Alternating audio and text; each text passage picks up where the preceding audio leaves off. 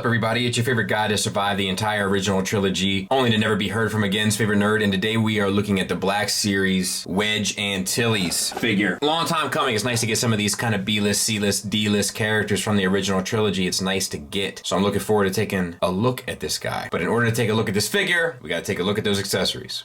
So he comes with his helmet with the green paint on it, and then the yellow paint, and the whole thing is washed in black, and then we have the red, all the Tampo paint. It looks amazing. And then we have the translucent piece here, chin strap, no issues, looks good. And fits pretty nicely on his head, so nice.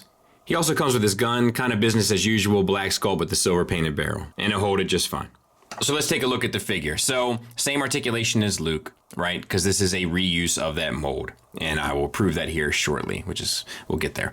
But head is on a ball peg to a disc hinge, which is what they used to do. As a result, you get up to there, down to there, and the swivel. The face sculpt is great, and the paint on top of it is great as well. Tremendous job with this kind of real life paint, and the sculpt looks nice.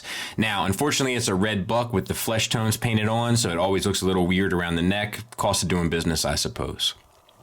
Shoulders, disc hinges, older mold, they were less elegant, so as a result, this is what you get. It's not the best, but you get it. And a swivel around. We have the little doodads in his sleeve. They're painted silver. The entire suit is washed to give a dirty look, and that works just fine. No bicep swivel. You do get a huge elbow hinge. As you can see, it goes all the way down to the glove, and back and forth there for the bicep swivel. Now, this entire lower piece is painted black, and then the orange is painted over top as well as the gray, and it looks okay, but it definitely looks like it's orange painted over black.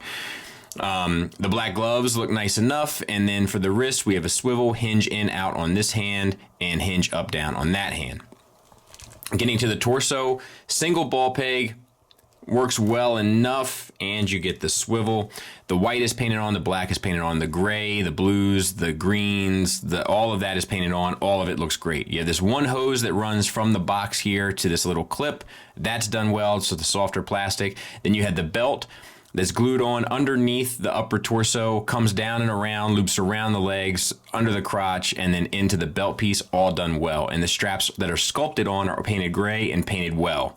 So that's nicely done. You have the T-jointed ball joints for hips that if you get your straps up high enough, you can get a fair range on. Forward and back is no issue. Thigh swivel, little tight on that side, and a double jointed ugly knee. But it's there. And then you have the boots. We have the sculpted piece here with the little silver doodads painted on. That looks nice. And then you get a little swivel here. You get the swivel on the ankle on this side. The boots are sculpted nicely. Then you get an ankle tilt up, an ankle tilt down, and the rocker. So, you know, not the most kind of effort put into this one, but a couple little changes. I don't know if it needed to be anything different than what it actually is, honestly, but I think it works well enough. I don't think that you would need it to be that individualized. Unless I looked at the movie, probably there's like a little thing here or there that makes me be like, oh man, why didn't they do that? But I think overall, it's a nice addition to have at a very low cost to them, and kind of a great benefit to your shelf.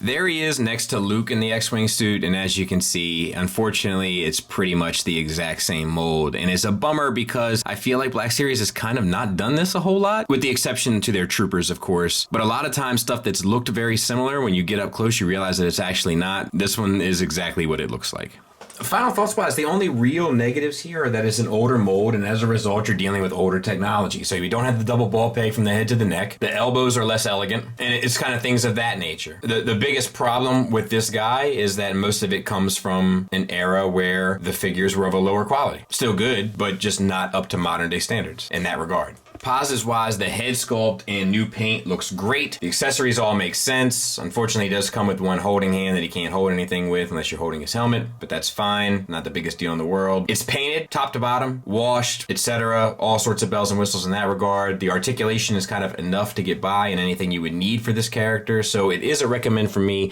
I love getting a few of these characters that aren't the A-listers. On the Rebel side, it's really nice to get. Like, I'd love to get like a Mon Mothma and all that kind of stuff. Like, I hope they go forward with this. That being said, it's a recommend from me. Thanks for listening. Thanks for watching. Until next time, take care.